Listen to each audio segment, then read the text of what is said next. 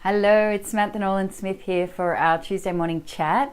And at the School of Visibility, we talk all about women and speaking up and being seen and heard in the world. And today we're talking about, specifically to entrepreneurs, online entrepreneurs, about this question about how frequently should I post. So I hear this all the time in the context of visibility and becoming more visible and being found by your community, your audience, the people you're trying to reach. And what I want to suggest to you today is the question of how frequently should I post focuses you on the wrong thing. It focuses you on numbers and getting things out the door and churning through content. And what I have found after working in the online space for over a decade is churning out content is definitely useful. However, it can keep you on a treadmill that doesn't see you achieving the growth that you really want to achieve in your business. And that's because the real question is not how often. The real question is, how do I want to make people feel? What kind of wins can I give them when I actually show up? So when you shift away from numbers and just showing up for the sake of showing up, and you shift your attention toward what is it that my community or my ideal customers or the people I'm trying to reach, what is it that they actually would make them hearing from me memorable? So can I help to make them feel a particular way? Is there something I want to make them feel or help them to feel, whether that's enthusiastic or inspired or motivated or encouraged or accepted or loved or whatever it is? How can I do more of that? How can I give them a win around that? How can I demonstrate to them that I understand them?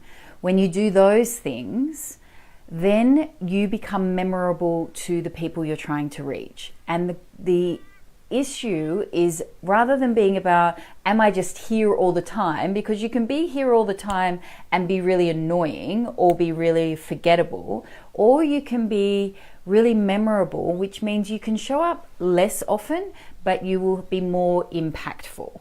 So I really want to encourage you to think about that. If I'm just focused on volume of content, volume of getting stuff out the door, is it actually memorable? Is it actually affecting people's lives in a way that would make them want to come back for more?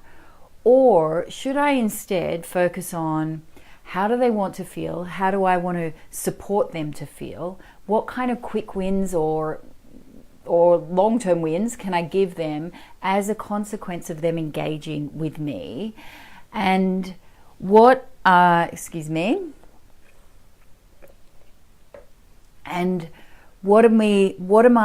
I benefiting them in some way? So if you think about the example, there are many famous writers who've only ever written one book, but you remember them. They're very, very memorable. Things like Gone with the Wind. Margaret Mitchell only wrote one book, but that is a keeper and that makes you feel something, and you remember her and you remember the novel because she didn't spend all of her time showing up doing 25,000 things. She just focused on the one thing that really mattered.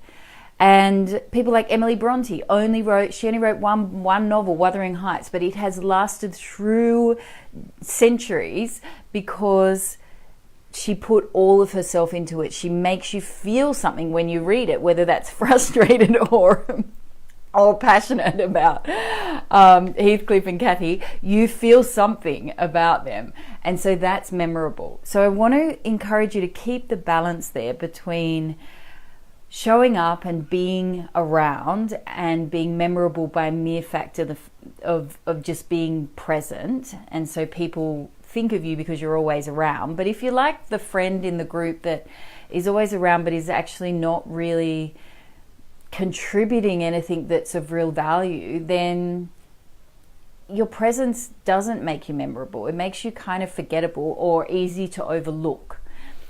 On the other hand, if you're the person who contributes something of value and uplifts people or makes them feel good or makes them feel wanted or whatever it is, then even if you're not around all the time, when you are around, people will pay attention, people will look to you. So I think that we've gone too far in the online space. Personally, my opinion is that we've gone too far toward just mass producing content, and we've at the detriment of the quality of the content.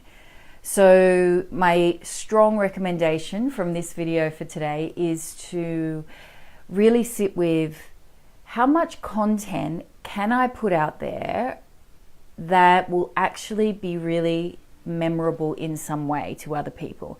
And if that's once a month, that's enough. Once a month is enough. Memorable content once a month is much, much better than half done, not particularly good content every week or every day. Because honestly, if you think about this yourself, when you get lots and lots of content in your emails, and you get it too regularly from somebody who isn't saying anything particularly important, then what do? You unsubscribe, because you're like, get out of my email. You're like clogging up my inbox with crap. But if you instead get one really valuable piece of content on whatever regularity it is, you know that you go to it, you flock to it. You're like, oh great, that person's putting something else out now. So that is the question that I want everybody to ask themselves, because we've got so much junk in the in the online space now, and people are just saying stuff for the sake of it. There's nothing original about what people are saying. There's nothing unique. There's nothing different. It's just, let me just regurgitate what the other person said over there just the other day. There's nothing challenging about it. There's nothing controversial about it. And at the School of Visibility, we talk about speaking up and being seen and heard in the world. And if you're just adding to the white noise, you're never going to cut through it. But if you're saying something that's either controversial or unique or different, or you're putting it together in a way that nobody's ever seen before, that's what cuts through the noise. And that means you're producing quality content, and the quality might not need to be you might not need to be producing that quite as regularly as everybody is saying you have to. Emily, thank you. This is going to help me going forward. Excellent. Great. So it's good to know the standards in an industry. It's useful to know that. And then it's just like the painter who learns to paint. You learn what is everybody else doing, but doing just what everybody else is doing isn't going to get you hung in the galleries. Doing something different to what everybody else is doing is the thing that gets you hung in the galleries. Okay, that's it for today. Come back, let me know more about how that's shifted things for you, what that's changed in terms of your focus, because that's really what it's about. It's about shifting your focus to your community and what they need, and then producing that at a regularity that works for them, not a regularity that just is the standard across the board. We're coming into an election cycle in Australia, and I can guarantee you that politicians are going to adopt one strategy: saturate the market, when what would be more, and they do it out of fear, because they're like, well, what if that guy's over there and that guy's over there and that woman's over there, and I'm going to miss out, and I'm going to have to show up in every single place in order to try and get the message out. And I would love to actually see them thinking more about what's the one message that's going to cut through everything, and how can we do that and do that more effectively than just be showing up all the time and just adding to the noise, and nobody's really hearing us anyway. Okay, they're my thoughts for the day. I hope they've been helpful, and I will see you again soon.